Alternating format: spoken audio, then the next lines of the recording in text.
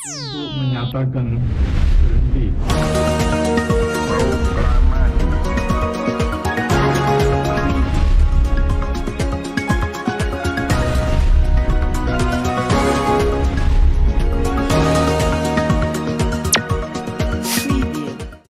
Masih berhubungan dengan media pemberitaan gitu ya Pak, yang di digital tadi. Tadi kan Pak Dadang juga sempat mention ya, Pak Abro sama Pak Dadang juga sempat mention kalau misalkan sekarang itu udah adaptasi ke digital. Baik, ini pertanyaannya langsung apa yang salah gitu ya. Sebetulnya nggak ada yang salah sih. Yang ada adalah pergeseran ya. Istilahnya terjadi itu kan media morfosis ya. Ada perubahan pola konsumsi masyarakat. Bagaimana melihat fenomena ini, karena di mana tidak mungkin tidak memakai konsep jurnalisme atau tidak mematuhi ada kode-kode etik jurnalistik gitu Pak. Ya, yang bahasa sederhananya sih yang mati itu bukan jurnalismenya, gitu kan. Iya. Tapi yang berubah bahkan mungkin tertinggal dan bahkan mati itu adalah model bisnisnya, model berusahanya, begitu ya. Nah, saya kira ini menjadi perlu perhatian jika seorang jurnalis atau idealis jurnalis ingin juga hidup dari dari subscriber. Kalau dulu kan dari pelanggan, dari oplahnya yang kemudian ada pelanggannya. Betul. Kan gitu, atau televisi dari penontonnya, atau radio dari pendengarnya. Sekarang ini dari subscriber. Tapi tadi yang disampaikan oleh Pak Abror, di lain daerah, lain wilayah itu juga hitungan-hitungan ekonomi menjadi sangat penting. Betul. Mungkin karena kita terbiasa gratis. Dulu TVRI, RRI, bahkan televisi swasta juga gratis gitu ya. Padahal sebenarnya kita pernah waktu itu ada iuran penyiaran ya. Iuran radio TV itu ada, sempat patuh juga begitu ya. Sempat patuh, tapi kemudian begitu digratiskan orang nggak mau bayar lagi. Kan gitu kan. Kalau bisa tol juga nggak bayar sebetulnya kan begitu. Nah, jadi yang gratis-gratis ini menjadi sangat penting, kecuali tapi aneh nih, ada beberapa hal. Kalau bicara news tadi ingin gratis ya, tapi kalau misalnya maaf ya, kita sebut over the top ya, kan ada over the top film, musik, ada anak muda aja mau tuh berbayar ya, gitu ya. Nah, mungkin berarti kebutuhannya yang seolah-olah itu mau oke lah, premium harus berbayar. Edukasi tentang ini kepada masyarakat juga belum tentu baik. Jadi sekali lagi bukan jurnalismenya yang mati. Nah, hanya model jurnalismenya yang berubah. Berbeda, atau model bisnisnya yang berubah. Nah, jadi tampaknya perlu ada semacam kalau bahasa saya ya, kan kalau tadi Philip Meyer itu istilahnya the newspaper deads viral gitu. Jadi mati perlahan begitu ya. Gitu. Kalau jurnalisme menurut saya nggak akan mati. Bahkan ini dosen saya dulu ini jokes ya. Jokes itu ya. Nggak, tenang aja, berita atau wartawan tuh akan dibutuhkan sampai kapanpun, termasuk juga nanti di akhirat gitu. Karena teman-teman, karena yang di surga ingin tahu berita di neraka, yang di neraka juga ingin tahu berita di surga. Itu joke dulu wartawan dosen saya gitu. Jadi memang jurnalisme tidak akan pernah mati begitu ya. Nah, tetapi model jurnalisme itu diangkat, dan tadi menarik lagi. Kalau dulu memang informasi itu sangat sulit. Kemudian kalaupun ada menjadi mahal. Gitu kira-kira begitu kan ya, menjadi mahal. Tapi dengan banyaknya sumber informasi bisa datang dari mana-mana, maka sebetulnya harganya menjadi, kalau dihargakan itu menjadi murah. Walaupun informasinya sangat penting gitu. Nah, orang kita, ini kok kita sudah dapat dari sini, ngapain saya beli dari sana? Kan begitu ya. Nah, itu jadi perlu juga ada semacam tadi edukasi ya, literasi kepada masyarakatnya. Kemudian juga kalau menurut saya ekosistem ini berkaitan juga dengan regulasi. Kalaupun nanti sekarang nih kerasa kok dalam konteks jurnalisme, tapi nanti dalam konteks konten kreator gitu. Sekarang kita kan nggak boleh tuh kalau ngambil dari konten tertentu tanpa courtesy gitu kan ya. Betul nggak? Bisa jadi kena copyright, bisa jadi kena. Jadi komoditas itu tetap ada gitu ya. Bahkan penguasaan relasi, penguasaan informasi, siapa yang menghegemoni, siapa yang terdiskriminasi, siapa yang tereksploitasi, itu akan selalu ada begitu ya. Nah, saya kira ini perlu perlu perlu diperhatikan bagaimana jurnalisme yang sehat itu tetap ada, masyarakat yang cerdas juga ada, begitu ya. Kemudian keadilan dari distribusi informasi, distribusi media, konten berita juga harus perlu diperhatikan. Jangan sampai informasi dari mana-mana tapi munculnya yang tidak berkualitas. Betul.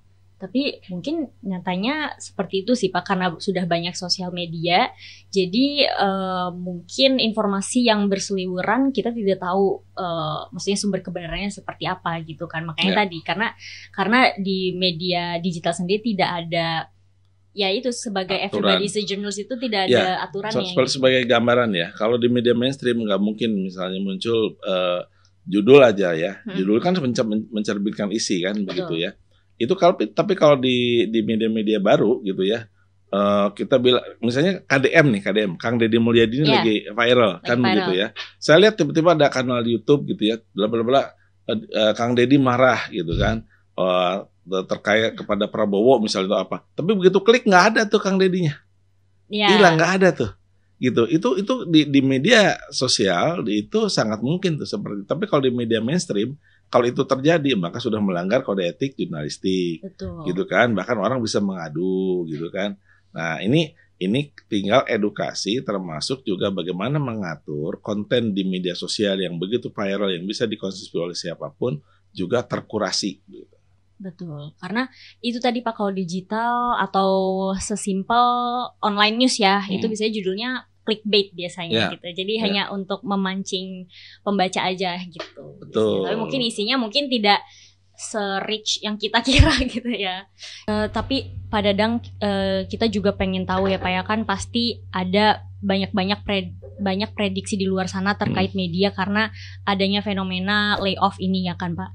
Nah, kira-kira akan dibawa kemana nih Pak jika industri media benar-benar kolaps gitu ya, khususnya mungkin media konvensional yang sekarang sudah banyak terjadi layoff gitu Pak?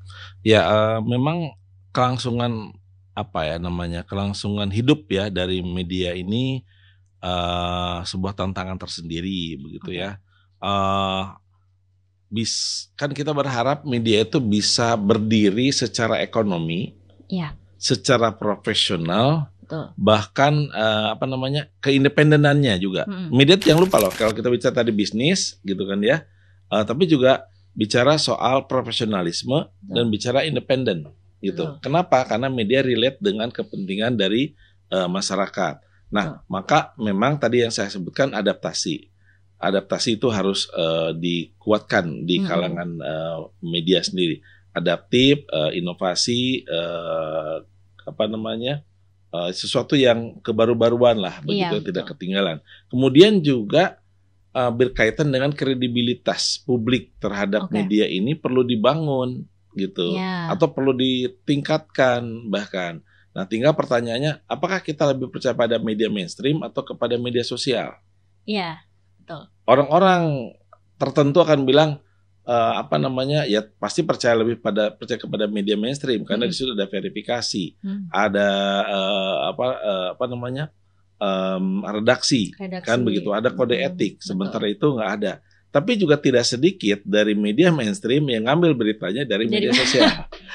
Kan begitu ya. Gitu. Itu jadi antara berita dulu kan kecepatan dan ketepatan. Ketepatan dulu baru kecepatan. Sekarang kecepatan tampaknya yang menjadi, bahkan viral itu menjadi sebuah bahwa itu dianggap penting oleh semuanya. Harus viral dulu baru dianggap penting. Kalau nggak viral berarti nggak penting. Nah, kemudian tadi inovasi adaptasi, kemudian kolaborasi antara ekosistem media ya untuk keberlangsungan media itu. Tadi orang medianya, negara harus hadir nih. Iya, pasti Pak. Lewat regulasinya. Kemudian masyarakatnya harus teredukasi. Kami di kalangan kampus itu juga harus bisa mengkaji itu seperti apa sebetulnya fenomena yang terjadi ini, sehingga nanti publik itu tetap bisa mendapatkan manfaat dari keberadaan dari media itu diri gitu. Nah, kemudian kalangan bisnis ini kan sekarang lebih suka beriklan di media sosial. Betul. Bahkan jangankan kalangan industri ya atau pengusaha yang lain ya, pemerintah pun juga sama, lebih suka beriklan di media sosial. Itu tidak salah, tetapi itu akan meneruskan hilangnya media-media mainstream, media-media konvensional atau media yang tidak bisa beradaptasi. Nah, kemudian tadi masyarakat, regulasinya dengan baik, kemudian literasi publik terhadap media, literasi publik terhadap media sehingga masyarakat itu bisa memahami bagaimana dia menggunakan media, begitu. Oke, Pak. Nah, tadi ya Pak, kita juga ingin tahu nih Pak, karena kan banyaknya atau sejumlah perusahaan media tutup. Apakah itu nanti akan berdampak kepada kualitas jurnalisme, Pak? Karena kan ruang informasi publik itu makin sulit untuk dipertanggungjawabkan. Karena tadi informasi bisa datang dari mana saja, tidak hanya linear gitu ya. Kalau dulu kan hanya dari media mainstream saja. Itu bagaimana, Pak? Ya, itu konsekuensi ya. Makin hilang atau berkurangnya media-media yang sudah terkurasi, begitu ya. Betul. Terkurasi itu mulai dari wartawannya sudah tersertifikasi, medianya sudah terdaftar dan sudah terverifikasi, kemudian taat kepada kode etik jurnalistik dan segala macamnya. Jika media-media yang baru tidak melakukan itu, maka akses masyarakat terhadap informasi akan makin luas, tapi belum tentu berkualitas. Aspek kuantitas bisa dapat dari mana saja, sehingga akhirnya ada effort lagi dari masyarakat. Sudah dapat dari sini, membandingkan dari yang lain, membandingkan lagi dari yang lain, kan begitu ya, sehingga ini yang benar yang mana, kan begitu ya. Nah, itu bisa jadi, tapi kalau dari media mainstream sih biasanya dia pasti akan mencari informasi yang paling tepat terlebih dahulu, baru disampaikan kepada publik, begitu. Ya, kalau misalkan menurut pandangan Pak Dadang gitu ya, kira-kira apa sih Pak langkah yang harus diambil dari pemerintah atau dari para stakeholder media Pak melihat situasi saat ini? Ya, sekarang gini, kalau pemerintah itu dari sudut pandang apa? Kalau dari sudut pandang membutuhkankah media gitu kan? Pemerintah butuh media nggak sih sebetulnya? Betul. Media yang saya maksud adalah bisa media secara khusus pada media-media yang saat ini mainstream atau konvensional, yang ada yang perlu nggak diselamatkan. Kalau perlu diselamatkan ya bikin regulasi yang bisa menyelamatkan, tapi tidak mengganggu independensi dari media itu sendiri gitu ya. Kalau memandang sebagai bagian dari masyarakat yang harus dilindungi juga, ya lebih kuat tuh ininya effortnya gitu melindungi media. Jadi ya media juga ya sebagai masyarakat yang juga harus disupport. Nah, tapi juga pemerintah bisa memandang media itu sebagai sarana untuk memperkuat atau melancarkan program-program kebijakannya kepada masyarakat. Atau bahkan kalau secara pragmatis butuh media enggak untuk mempertahankan kekuasaan, kan gitu ya. Betul. Nah, itu karena gini juga, kalau memang bukan hanya pemerintah sebenarnya, para politisi tertentu pun, partai tertentu pun juga sekarang mereka mempunyai media sendiri. Iya. Gitu. Benar. Jadi pemerintah juga bisa jadi punya media sendiri di luar misalnya TVRI dan RRI. RRI dan TVRI itu kan sebenarnya lembaga penyiaran publik ya. Betul. Tapi bisa dipakai oleh pemerintah juga. Iya. Ya udah, kalau media mainstream tidak bisa berkolaborasi, ini tidak bisa berkolaborasi, mereka bikin sendiri kok. Bisa kok. Atau misalnya kita contoh KDM ya, Kang Deddy Mulyadi gitu kan. Kang Deddy Mulyadi tampaknya sudah merasa cukup menurut saya ya dari statementnya. Sekarang yang dulu 15 miliar, 50 berapa miliar gitu ya setahun pengeluaran Pemprov Jabar gitu ya untuk untuk publikasi segala macam di media, ini sekarang akan paling hanya sekitar 3 miliar gitu ya, dengan menggunakan media sosial, apalagi Kang Dedinya sendiri sebagai seorang tokoh yang sudah lama di media sosial begitu. Oke Pak. Nah Pak Bror, jadi kita lanjutin yang tadi nih Pak. Tadi saya sama Pak Dadang juga udah sempat ngobrol-ngobrol ya terkait media itu kan banyak yang lagi katanya akan berakhir gitu ya Pak ya, atau collapse kayak gitu. Nah, kalau dari Pak Abror sendiri sebagai dulunya jurnalis senior gitu ya Pak ya, yang sudah di lapangan bertahun-tahun, sebenarnya langkah apa Pak kira-kira yang harus diambil oleh pemerintah atau para stakeholder media melihat situasi saat ini? Ya, pemerintah itu salah satu saja dari stakeholder. Tadi saya ingin beri contoh kasus lagi ya. Tadi kan sudah eh, banyak dibahas oleh Pak Dadang. Di Ya. Indonesia juga sudah mulai. Tempo itu kan menarik. Tempo sekarang itu edisi podcastnya Bocor Alus lebih besar subscribernya dibanding Tempo cetak kan, gitu. Ya. Jadi kalau gratis, nah sekarang apakah Bocor Alus yang edisi podcast itu bisa dimonetisasi kan begitu. Tetapi Ya. ya kembali lagi bahwa kalau bocor alus itu hanya satu saja di antara segmentasi eh, apa namanya rubrikasinya Tempo kan, karena berita politik saja dan itu eh, banyak banyak apa namanya subscribernya karena memang di situ gosip-gosip politik kan, sehingga kemudian kualitas jurnalismenya Tempo itu nggak kelihatan di di bocor alus Oke, gitu iya. kan. Itu bukan Tempo, itu bukan Tempo. Itu saya punya podcast juga kayak gitu, tunjuk poin juga mungkin kayak gitu-gitu aja gitu ya. Ya. Itu bukan kualitas jurnalismenya Tempo, beda, sangat beda. Nah, di saya lihat di Inggris ya, di Inggris itu The Guardian itu salah satu quality Hmm. newspaper di Inggris, itu dia terang-terangan di edisi edisi digitalnya itu dia membuat pengumuman. Dia mengatakan begini, para pembaca ya, eh, dia mengatakan dia mengatakan begini, kurang lebih ya, we need your assistance karena good journalism itu membutuhkan biaya, gitu ya. Kalau Ya. kita if we want to preserve eh, quality journalism itu kita membutuhkan biaya dan kita sekarang berada pada posisi yang sulit mendapatkan biaya. Karena itu we need your donation.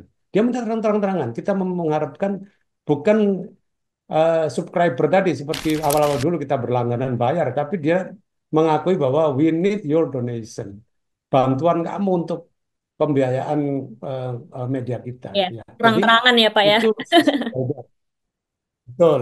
Karena di Inggris, di Australia, di Amerika itu pemerintah mengeluarkan APBN anggaran untuk membiayai media, tetapi medianya independen, sehingga Donald Trump ngamuk, sehingga kemudian VOA ditutup, gitu ya. Hmm. Temannya Pak Dadang, Patsi Widaswara itu ngamuk menggugat Trump Oke. karena VOA ditutup. Ya di Inggris ada BBC, di Australia ada ABC.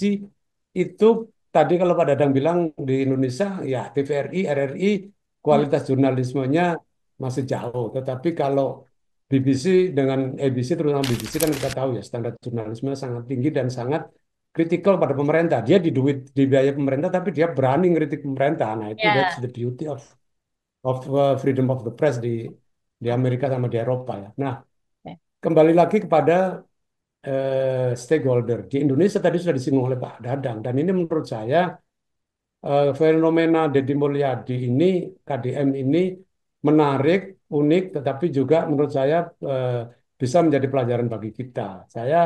Terutama saya sangat kritis menyikapi KDM, tadi itu sudah disebutkan Pak Dadang, itu bukan 15 miliar di kata Deddy Mulyadi, itu 50 miliar Hmm. belanja media apa belanja iklannya Oke. sebelumnya. Ya. Sekarang dia hanya mengeluarkan 3 miliar. Hmm. Tetapi dari segi pendekatan kuantitatif itu efisiensi. Tetapi coba kita lihat, 50 miliar itu saya bayangkan masuknya itu kepada pikiran rakyat, iklannya ya. Kemudian kalau sekarang di media digitalnya di sana ada Ayo Bandung, saya Hmm. juga punya radar Bandung di sana, Ya. gitu kan. Itu masuk ke sana ke media-media mainstream. Oke. 50 miliar uang rakyat APBD Jawa Barat itu dicuil ya, dicuil apa? Dicomot sedikit sekali dari saya nggak tahu mungkin APBD Jawa Barat 70 triliun, 100 triliun, dicomot kecil banget 50 miliar itu untuk media mainstream. Oke. Tapi katakan kata Deddy Mulyadi, oh enggak, sekarang saya cuma butuh 3 miliar. Nah ingat 3 miliar itu hanya dipakai oleh Deddy Mulyadi sendiri, Ya. oleh tim medisnya dia, oleh konsultan medianya dia, ya, Hmm. sehingga kemudian tiap hari dia bisa viral 3 Ya. miliar, ya. Ya. Nah, yang menjadi korban dalam tanda kutip adalah media-media mainstream di Jawa Barat. Oke. Dan juga harus dibedakan, kalau media mainstream nggak ada tuh kalau seperti Deddy Mulyadi bilang orang miskin yang mau dapat bansos harus dikebiri coba di vasektomi. Ini Ya. kan nggak masuk akal di ngomong begini. Kalau di pikiran rakyat itu Pak Dadang sudah diwawancarai, sudah diminta suruh nulis, ahli-ahli politik, ahli-ahli agama, semua akan mengomentari terjadi diskursus atau wacana publik yang Ya. vibran, yang apa namanya bergairah gitu di ruang publik, Hmm. pro kontra, ya, Oke. sehingga kemudian pemerintah Jawa Barat, oh kalau begitu jangan deh, karena kan secara agama ini nggak benar, Ya. secara HAM juga nggak benar, Mm-mm. kemudian diskriminatif, masa orang kaya saja. Kalau saya nih, saya jadi Pak Dadang, saya bilang Kang Deddy, sebelum Kang Deddy nyuruh orang vasektomi, Kang Deddy dulu dong ngasih contoh gitu kan ya. Ini akhirnya ini namanya serekalan, ini namanya ludrukan itu. Nah, tidak Iya. ada wacana publik, tidak ada perdebatan di ruang publik yang vibran, yang bergairah. Karena misalnya militerisasi anak-anak yang nakal kayak gitu, itu Mm-mm. Kang Deddy main perintah saja, ya. Ya. Tetapi kalau waktu itu masih ada korannya Pikiran Rakyat, itu pasti menjadi headline, koran-koran nasional juga akan muat, kemudian Mm-mm. pro kontra akan sangat keras, sehingga kemudian publik itu bisa mendapatkan suara-suara yang disebut sebagai Oh. cover both side. Ya, itulah jurnalisme. Ada Oh. verifikasi, ya, ada konfirmasi di situ. Jadi kepentingan kepentingan kepentingan publik seperti apa namanya kalau kita melihat ini di medsosnya Kang Deddy, itu kepentingannya Kang Deddy, sudut Oke. pandangnya Kang Deddy. Jadi Betul, Pak. nggak ketemu itu yang Ya. disebut sebagai eh, 9 elemen jurnalismenya Ya. Wafak sama Rosenthal, bahwa eh, kewajiban utama dari media itu kepada kepentingan publik, Mm-mm. bukan pada kepentingan Deddy Mulyadi gitu. Nah, Ya. ini yang fenomena ini terjadi di Jawa Barat dan banyak kalau ini terjadi di Indonesia sekarang dengan efisiensi, ya, media-media itu iklan dari pemerintah itu sangat penting untuk menghidupi media. Tapi dengan demikian saya membayangkan ini apa pikiran rakyat yang sudah kembang kempis kayak Jawa Pos, dia sekarang beralih menjadi Oh. apa digital, tetapi itu Betul. lepas dari Mm-mm. pikiran rakyat kan kayak apa namanya. Jadi di situ Nora. Jadi Ya. media sosial mengambil alih apa namanya fungsi media mainstream, tetapi di situ ada sesuatu yang lebih penting lagi yang kita khawatirkan hilang. Jadi Oke. ruang publik tadi menghasilkan apa namanya komunikasi, kemudian menghasilkan demokrasi, ya, demokrasi dari ruang publik yang itu nanti namanya teoritis ini. Habermas mengatakan demokrasi deliberatif, demokrasi yang muncul karena adanya perdebatan atau eh, diskurs di ruang publik, sehingga kemudian pemerintah ini bisa ngambil keputusan. Oh, ternyata vasektomi itu yang dipaksakan, bukan dipaksakan, disyaratkan pada orang miskin itu Oke. nggak bagus. Mengirim anak-anak sekolah ke militer, ke barak Ya. militer juga nggak bagus. Nah, disitulah kemudian ada demokrasi yang sehat dan medianya sehat. Karena 50 miliar tadi, ah, gue naikin deh, aduh, gue naikin kata si Deddy Mulyadi menjadi 100 miliar supaya Ya. pikiran rakyat itu Oke. hidup lagi gitu. Oke, Pak. Gitu. Oke, nah mungkin ini saya mau nanya terakhir buat Pak Dadang juga nih Pak, terkait ekosistem media. Kan salah satunya itu di kampus juga ya Pak ya, spesifiknya adalah di Vkom dengan beragam jurusan. Kalau menurut Pak Dadang dalam hal ini, perubahan lanskap di bidang media konvensional secara otomatis juga kan mengubah peta ilmu itu sendiri. Karena kan tradisi di Indonesia, kampus mengikuti apa mau industri dan berbeda dengan di luar. Bagaimana saat ini industri itu mengikuti keilmuan yang dimiliki oleh kampus. Bagaimana dengan Unpad nanti, Pak? Ya itu jadi sebenarnya saling terkait ya. Kita atau industri dulu mungkin banyak yang belajar kepada kampus. Tapi kemudian sebaliknya, kampus belajar kepada industri, kan begitu. Tapi bukan kampus dan industri medianya yang membuat perubahan, tapi misalnya industri yang lainnya. Teknologi tadi, kan gitu ya, mengubah industri media dan mengubah juga kampus, kan begitu. Nah, intinya sebetulnya kalau kampus harus juga menyesuaikan terhadap kebutuhan. Karena bicara kampus komunikasi, kan komunikasi tidak hanya bicara media, tapi bagaimana proses deliberasi yang disampaikan oleh Mas Abror ya di ruang publik itu bisa berjalan. Memang salah satunya adalah industri media, tapi kita juga bisa mendorong bagaimana proses komunikasi itu dengan memperkuat lembaga-lembaga komunikasi, misalnya lembaga komunikasi pemerintah, lembaga komunikasi institusi-institusi sosial, atau bagaimana menguatkan daya tawar dari masyarakat. Jadi masyarakat menjadi lebih berdaya, masyarakat menjadi subjek, tidak hanya selalu menjadi objek, kan begitu. Sebenarnya kurikulum itu harus mengembangkan ke semuanya, tidak hanya bicara ke medianya, kan begitu ya. Namun juga kampus tidak boleh ketinggalan. Tapi juga kampus tidak harus jadi follower terus gitu. Bisa juga menciptakan atau mendorong sesuatu ide yang tadi Mas Abror tidak serta-merta yang tadi kasusnya Kang Deddy Mulyadi ya Mas Abror kan bisa juga mengatakan begitu, tidak salah. Tapi kemudian kalau sudut pandang Deddy Mulyadi, yang 50 miliar ini bisa dikembangkan buat misalnya buat pembangunan kelas-kelas yang sudah roboh dan segala macamnya, kan begitu. Yang tadinya media butuh informasi dari pemerintah atau media-media lokal ya Mas Abror ya, begitu ya. Nah, tapi sekarang tidak hanya butuh informasi tapi butuh donasi. Ya, begitu. Nah, tapi bisa juga dari bilang donasinya nyarilah dari yang lain. Nah, tapi disitulah butuh kebijakan. Kebijakan. Jadi tidak serta-merta sebuah perubahan itu disikapi tidak selalu sebuah perubahan itu disikapi secara positif, tidak juga selalu negatif, kan begitu ya. Nah, kemudian yang paling penting lagi adalah kampus mampu juga merekam gitu. Ini peristiwa realitas ini sebagai bahan penguatan apa yang harus diberikan kepada mahasiswa. Gitu. Nah, karena mahasiswa komunikasi kalau khususnya di Unpad sampai saat ini peminatnya masih banyak. Orang udah mengatakan ilmu komunikasi begini segala macamnya, jurnalis akan begini segala macam. Peminat masih banyak, cukup banyak. Jangan-jangan juga saya belum tahu yang terakhir ini berapa peminatnya. Tapi jumlah yang banyak ini harus diimbangi bagaimana delivery substance, kurikulum, delivery metodenya juga begitu sehingga si mahasiswa itu menjadi yang agile terhadap perkembangan realitas komunikasi di masyarakat, termasuk juga dalam konteks ini adalah media itu sendiri gitu.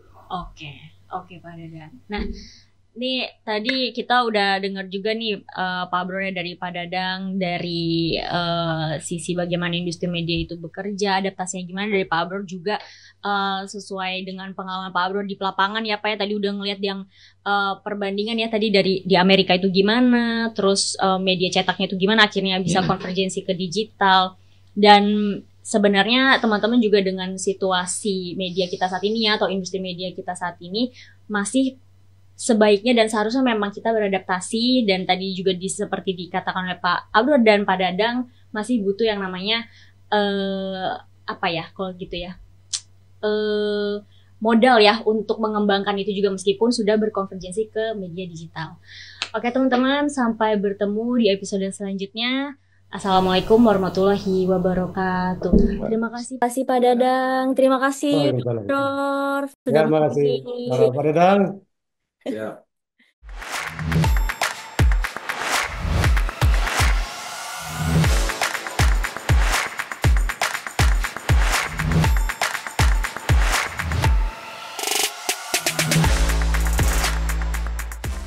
Untuk menyatakan berhenti.